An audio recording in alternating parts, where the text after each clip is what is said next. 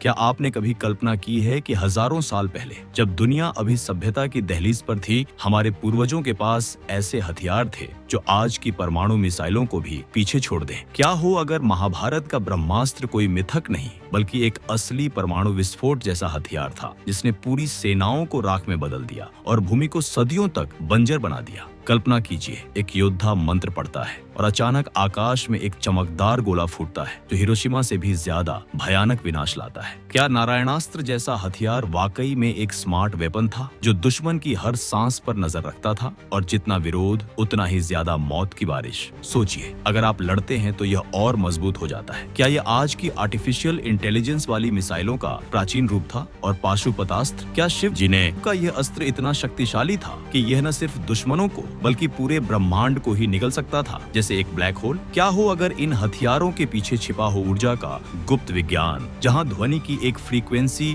पूरी दुनिया को हिला देती है और विनाश का गणित इतना सटीक कि एक गलती से सृष्टि का अंत हो जाए? क्या हमारे वेदों में ये रहस्य आज भी छिपे हैं, इंतजार कर रहे हैं कि कोई उन्हें उजागर करे? क्या आप तैयार हैं एक ऐसे रहस्य की यात्रा पर जहां हर सेकंड एक नया शॉक इंतजार कर रहा है, जहां मिथक सच्चाई बन जाता है और जहां आपका दिमाग बार बार पूछेगा क्या यह संभव है? अगर हाँ, तो रुकिए मत, क्योंकि अगर आपने यह वीडियो छोड़ा तो आप इतिहास का सबसे बड़ा रहस्य मिस कर देंगे, एक रहस्य जो आपकी सोच को हमेशा के लिए बदल देगा। आज हम एक ऐसी दुनिया में कदम रखने वाले हैं जहां प्राचीन वैदिक ज्ञान और आधुनिक विज्ञान की सीमाएं मिट जाती हैं। आप युवा हों जो टेक्नोलॉजी और रहस्यों के दीवाने हैं, मध्यम आयु के हों जो इतिहास और विज्ञान की गहराई समझते हैं, या बुजुर्ग हों जो इन कहानियों को बचपन से सुनते आए हैं, भारत, नेपाल, पाकिस्तान, बांग्लादेश या दुनिया के किसी भी हिंदी भाषी कोने से हो, यह डॉक्यूमेंट्री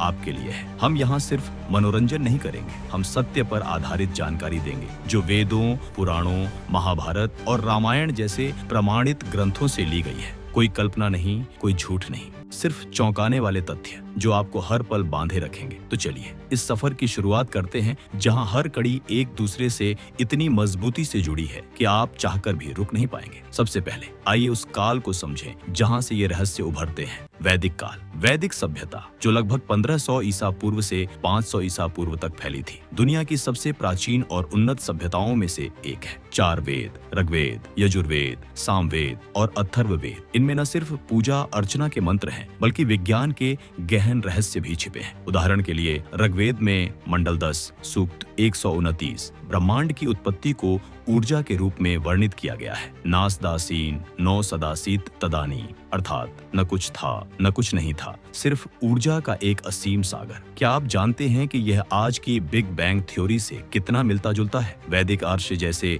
विश्वामित्र, वशिष्ठ और जमदग्नि न सिर्फ आध्यात्मिक थे बल्कि वैज्ञानिक भी। वे ध्वनि की फ्रीक्वेंसी को समझते थे। सामवेद में संगीत और लय का महत्व बताया गया है जो आज की क्वांटम फिजिक्स में वेव फंक्शन से जुड़ता है। लेकिन यहीं से शुरू होता है असली शौक। इन वेदों में हथियारों का वर्णन है जो देवताओं से प्राप्त होते थे। ये अस्त्र सामान्य तलवार या भाले नहीं थे, ये मंत्रों से सक्रिय होते थे और उनकी शक्ति ब्रह्मांड की मूल ऊर्जा से आती थी। महाभारत जो लगभग 5000 साल पुराना महाकाव्य है, इनका जीवंत प्रमाण है। यहाँ ब्रह्मास्त्र, नारायणास्त्र और पाशुपतास्त्र जैसे सुपर वेपन्स का प्रयोग हुआ जो ऊर्जा विज्ञान, फ्रीक्वेंसी और विनाश के गणित पर आधारित थे। क्या ये सिर्फ कहानियां थी? नहीं, क्योंकि इनका वर्णन इतना विस्तृत है कि यह वैज्ञानिक सिद्धांतों से मेल खाता है। अब सोचिए, अगर ये मिथ नहीं तो क्यों हम आज इन्हें भूल गए? ये सवाल हमें और गहराई में ले जाएगा। लेकिन पहले ब्रह्मास्त्र की सच्चाई जाने, एक ऐसा हथियार जो पूरी सृष्टि को चुनौती देता था। ब्रह्मास्त्र महाभारत के द्रोण पर्व अध्याय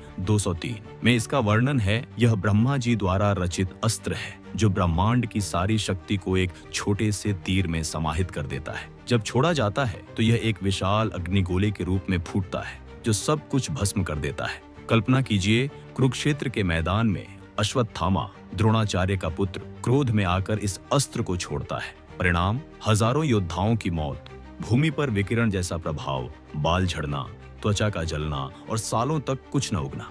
महाभारत कहता है कि ब्रह्मास्त्र के बाद पृथ्वी पर घास तक नहीं उगती थी। क्या यह परमाणु बम जैसा नहीं लगता? हिरोशिमा और नागासाकी में ठीक यही हुआ था, रेडिएशन से भूमि बंजर। लेकिन वैदिक काल में परमाणु ऊर्जा, हाँ, क्योंकि इसका आधार ऊर्जा विज्ञान था। ब्रह्मास्त्र को सक्रिय करने के लिए विशेष मंत्रों का उच्चारण जरूरी था। ये मंत्र ध्वनि की विशिष्ट फ्रीक्वेंसी पर आधारित थे। अथर्ववेद में ध्वनि की शक्ति का वर्णन है जो ऊर्जा को नियंत्रित करती है। आज के विज्ञान में हम जानते हैं कि उच्च फ्रीक्वेंसी की ध्वनियां पत्थर तक तोड़ सकती हैं। क्या वैदिक ऋषियों ने रेजोनेंस का सिद्धांत इस्तेमाल किया, जहां सही फ्रीक्वेंसी से परमाणु स्तर पर विनाश होता है? और विनाश का गणित यह एक्सपोनेंशियल था, एक चेन रिएक्शन। जैसे न्यूक्लियर फिशन में E-Mc2 के अनुसार ऊर्जा निकलती है। महाभारत में कहा गया है कि ब्रह्मास्त्र को केवल ब्रह्मशिरास्त्र से रोका जा सकता था, जो 4 गुना शक्तिशाली था। यह गणितीय संतुलन दिखाता है, लेकिन यहाँ शॉकिंग ट्विस्ट, अश्वत्थामा ने इसे गलत तरीके से इस्तेमाल किया और कृष्ण जी ने हस्तक्षेप कर सृष्टि बचाई। क्या यह बताता है कि वैदिक ज्ञान में नैतिकता भी शामिल थी?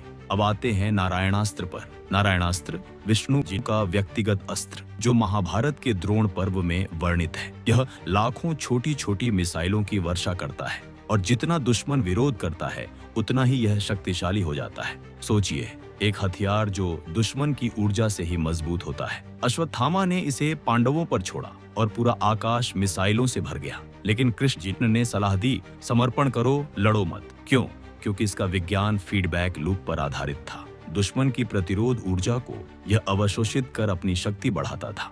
आज की मिसाइलों में हम देखते हैं कि गाइडेड सिस्टम लक्ष्य ट्रैक करते हैं, लेकिन नारायणास्त्र इससे आगे था।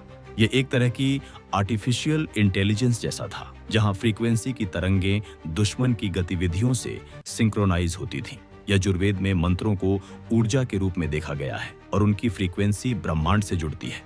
क्या यह क्वांटम एंटेंगलमेंट का प्राचीन रूप था, जहां 2 चीजें दूर रहकर भी जुड़ी रहती हैं? विनाश का गणित यहाँ फ्रैक्टल पैटर्न जैसा था।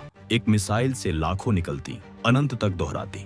महाभारत बताता है कि भीम ने विरोध किया और अस्त्र और मजबूत हो गया, लेकिन कृष्ण के ज्ञान से सब बच गए। अब आता है पाशुपतास्त्र, पाशुपतास्त्र, शिव का सर्वनाशकारी अस्त्र।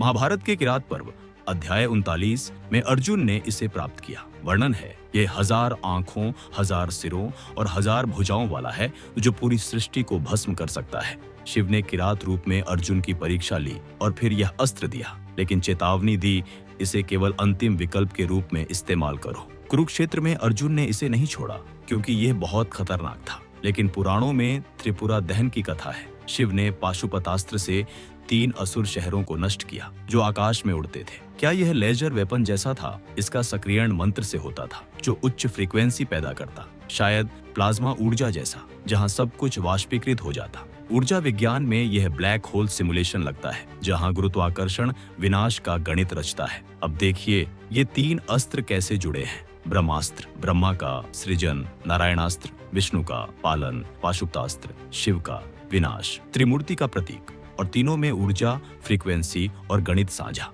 यही है वैदिक विज्ञान की असल गहराई।